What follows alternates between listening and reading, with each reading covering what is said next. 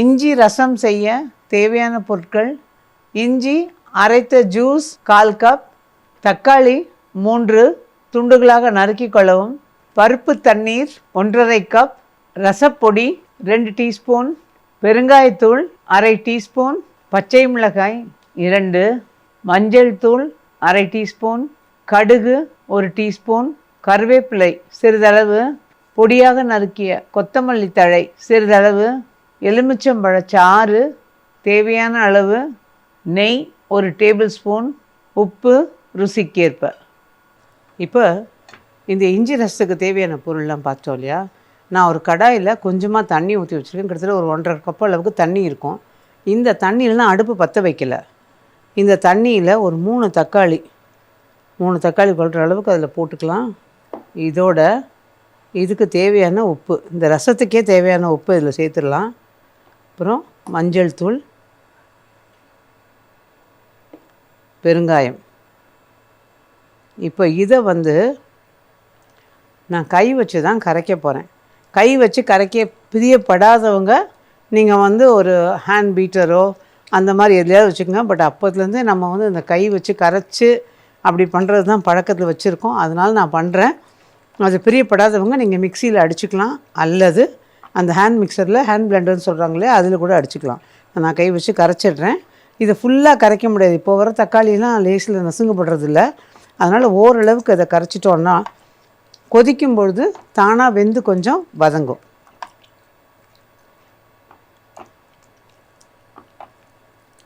நல்லா ஒரு 3 தக்காளி போட்டிருக்கேன்.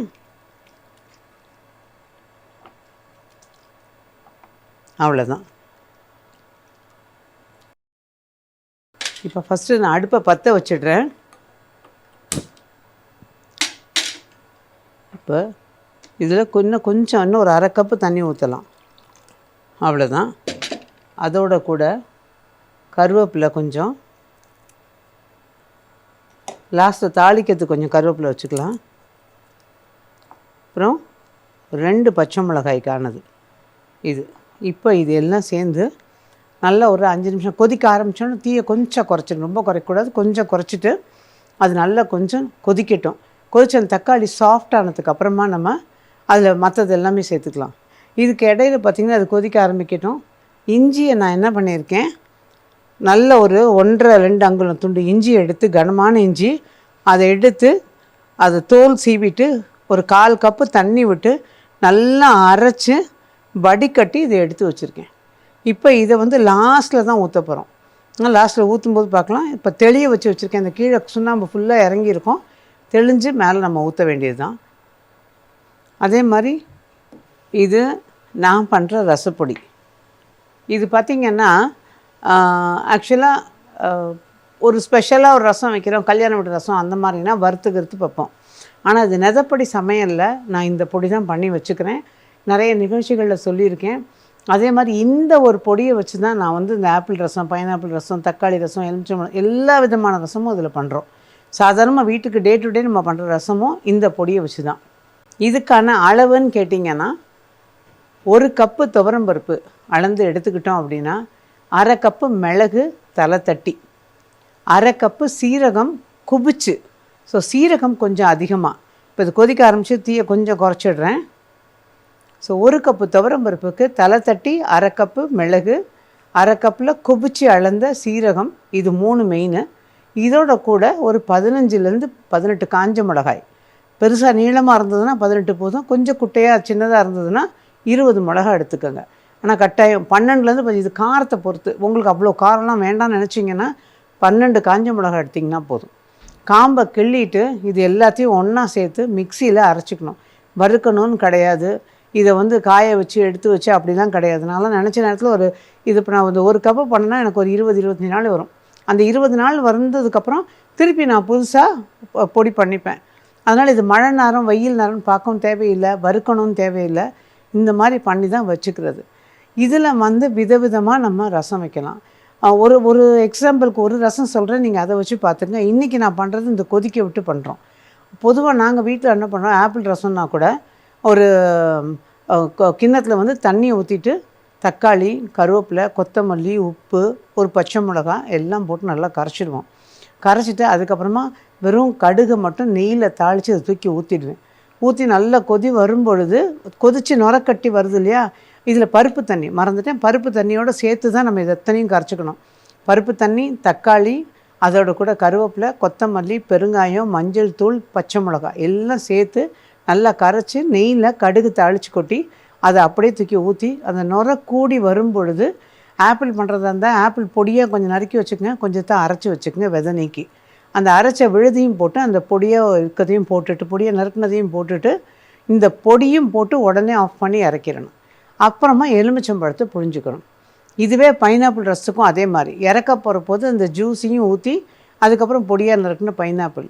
ஒருவேளை அதை குடிக்க கொடுக்குறீங்க, வீட்டில் விருந்தாளி வந்திருக்கிறாங்க, அந்த மாதிரி ஒரு விஷயம்னா நம்ம இதெல்லாம் இந்த பைனாப்பிளோ ஆப்பிளோ எதுவும் போடுறதுக்கு முன்னாடி அதை இந்த ரசத்தை கொதிக்க வச்சு வடிகட்டிக்கணும். அதாவது நுரக்கொடி வரும்போது இறக்கி வச்சு வடிகட்டிடணும். வடிகட்டிட்டு திரும்ப அடுப்பில் வச்சு இந்த இதை தான் போட்டுடணும். அந்த அரைச்ச விழுது, ஆப்பிள் விழுது, இல்லை பொடியாக நறுக்கின ஆப்பிள் அல்லது பைனாப்பிள் ஜூஸு, பைனாப்பிள் பொடியாக நறுக்கினது. அதுக்கப்புறமா தான் அதில் எலுமிச்சம்பழம் புழியணும். இந்த நேரத்தில் நம்ம என்ன பண்ணோம்னா, இந்த கொதி வர நேரத்தில் இதில் அந்த ரசப்பொடியை அதிலே போட்டுடணும். போட்டுட்டு ஒரு 2 நிமிஷம் மூடி வச்சுடுங்க. மூடி வச்சுட்டு அதுக்கப்புறமா அதை வடிகட்டிட்டு நல்லா தேய்ச்சி வடிகட்டிடுங்க. அப்போ அந்த பொடியில் இருக்கிற சத்தெல்லாம் அந்த டேஸ்ட்டெல்லாம் அதில் இறங்கிடும். அதுக்கப்புறமா அடுப்பில் வச்சு திரும்ப லேசாக அப்படி கொதி வர நேரத்துக்கு இது தூக்கி எல்லாத்தையும் போடுறதெல்லாம் போட்டுட்டு கொத்தமல்லி போட்டு எலுமிச்சம்பழம் போட்டு இறக்கிடலாம். அதுக்கப்புறமா கொஞ்சமாக ஒரு 1/2 ஸ்பூன் நெய் விட்டுக்கலாம்.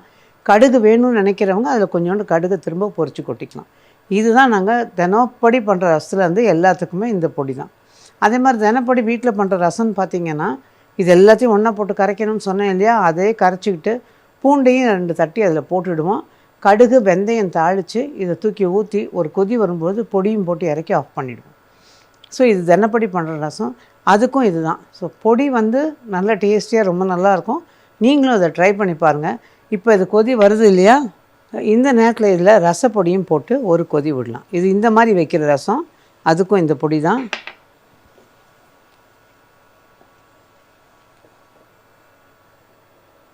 இது வந்து ஒரு 10-20 செகண்ட் கொதிச்சா போதும். அதுக்கு மேலே கொதிக்கணும் தேவை கிடையாது.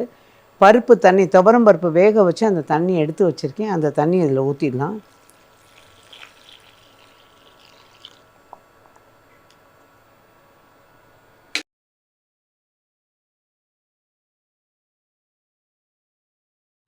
இப்போ இதை நுரக்கூடி வருது இல்லையா, இது இறக்கிடுறேன். நடுவில் கூட லேசாக கொதிக்க ஆரம்பிச்சிருக்கு பாருங்கள். இது இப்படியே இறக்கிடலாம். இந்த பக்கம் ஒரு பேன் போட்டுக்கிறேன். இப்போது இதில் நம்ம எலுமிச்சம்பழம் ஜூஸு, இந்த எலுமிச்சம்பழம் ஜூஸ் இதில் ஊற்றிடலாம். அடுத்தது இஞ்சி சாறு, அதையும் இதில் ஊற்றிடலாம். இந்த கீழே நிற்கிது பாருங்கள், இதுதான் வேண்டான்னு சொன்னேன் நான். இது அப்படியே தெளிஞ்சிரும். இப்போ இதில் வந்து இந்த காஞ்சிட்ருக்க பேனில் கொஞ்சமாக நெய், 1 டீஸ்பூன் நெய் இருந்தால் போதும். இதில் 1 டீஸ்பூன் நெய், அதோட கொத்தமல்லி, கொஞ்சம் கார்னிஷிங்க்கு வச்சுப்போம் மேலே கொத்தமல்லி.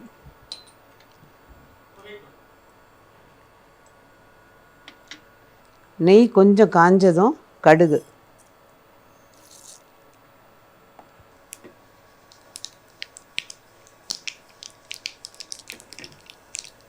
இப்போ பெருங்காயம் ஒரு 1/4 ஸ்பூன். நம்ம ஏற்கனவே அதில் பெருங்காயம் போட்டிருக்கோம், பட் நெய்யில் பொரியும் போது நல்லாயிருக்கும். அவ்வளோதான். இப்போ அடுப்பு ஆஃப் பண்ணிடலாம். இதில் கருவேப்பிலை,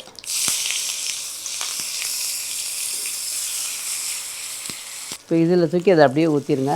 ஒரு மூடி இருந்ததுன்னா நம்ம பக்கத்துலேயே டக்குன்னு தாளித்து இந்த மாதிரி கொட்டும்போது ஒரு மூடியை போட்டு மூடி வச்சிடணும்.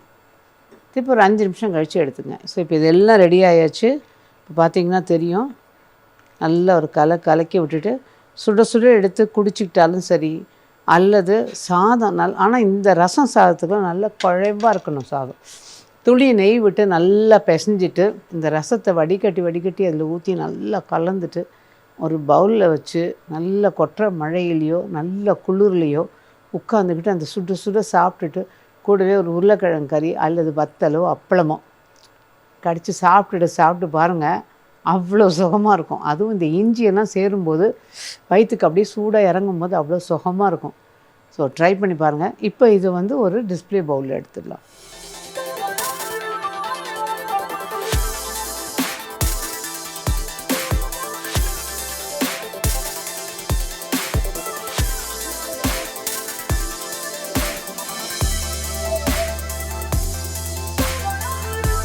ஸோ இப்போ நல்ல ஒரு இஞ்சி ரசம் ரெடி ஆயாச்சு. நான் சொன்ன மாதிரி சாப்பிட்டு பாருங்கள். செஞ்சு பார்த்துட்டு எப்படி இருந்ததுன்னு சொல்லுங்கள். மீண்டும் இதே மாதிரி இன்னும் ஒரு பதிவில் உங்களை சந்திக்கும் வரை நன்றி, வணக்கம்.